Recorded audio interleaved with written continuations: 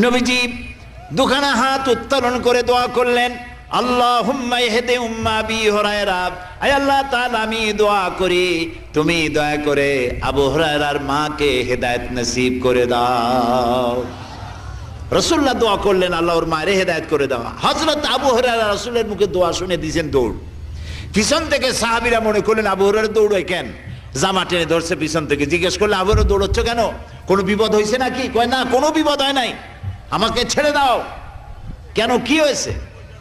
হযরত আবু হুরায়রা বলেন, সাহাবীরা আমাকে ছাড়ো, আমি দৌড়াইয়া বাড়ি গিয়ে দেখতে চাই। আমি আগে দৌড়াইয়া বাড়ি পৌঁছলাম, নাবি বাড়ি পৌঁছবার আগে আল্লাহ নবীর দোয়া আমার বাড়ি পৌঁছায়ছে। এই দুইটা জিনিসের কোনটা আমি দেখতে চাই?